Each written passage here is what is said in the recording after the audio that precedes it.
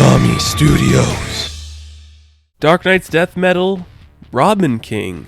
You know, that character who made an appearance a couple issues ago? Well, he's got his own tie-in book, and it actually takes place right after the events of issue 4, which is kind of cool, I guess. I didn't know what to think of this book going in just because it's Robin King. Like, how important could it be to the main story? Not that it's super important.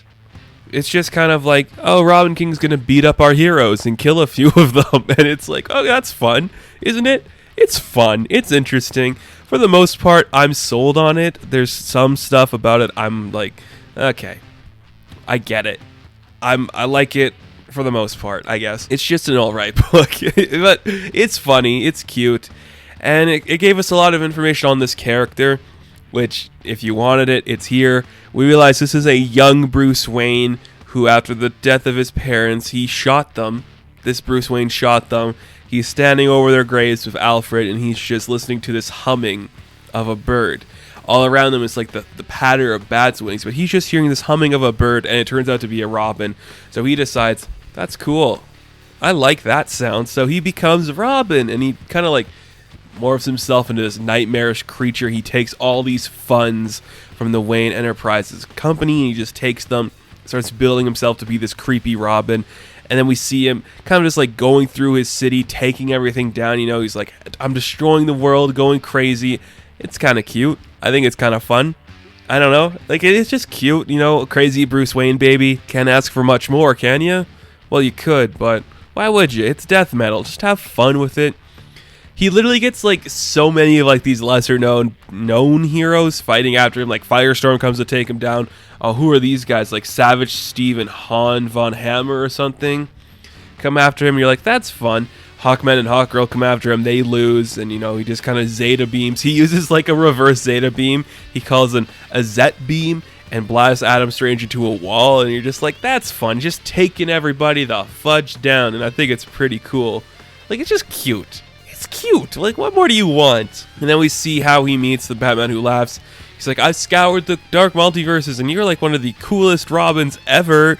Do you want to be my Robin? He's like, okay, I'll come with you. And then we cut to the modern day, and we see that he's just like, oh my god, it's the Trinity. I love you guys so much. I'm such a big fan. I can't wait to kick your asses.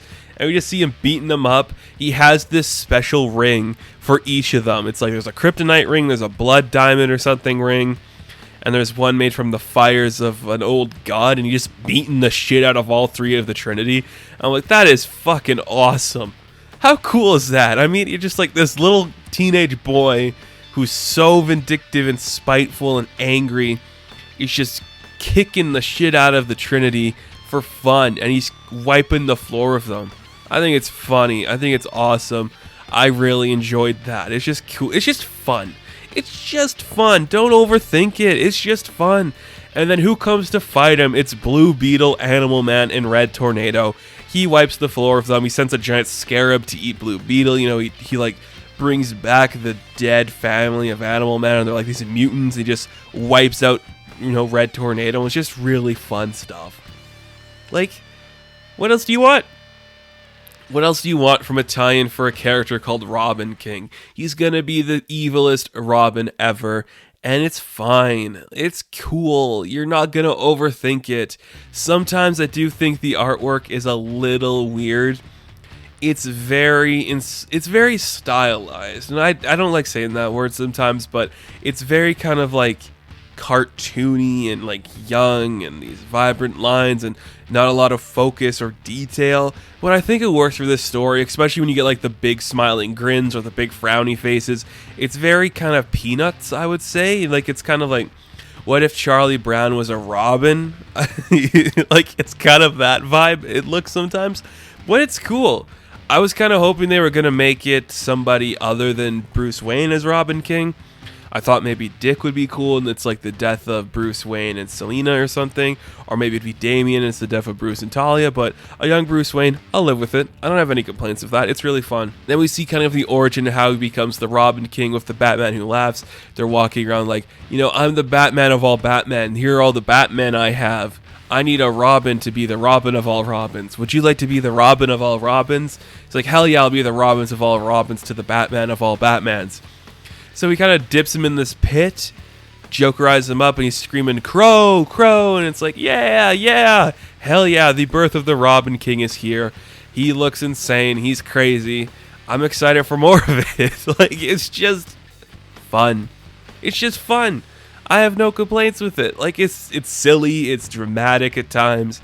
If you're going into this, like, this is so stupid, they made Batman dumb, they made Robin dumb, you're overthinking this book.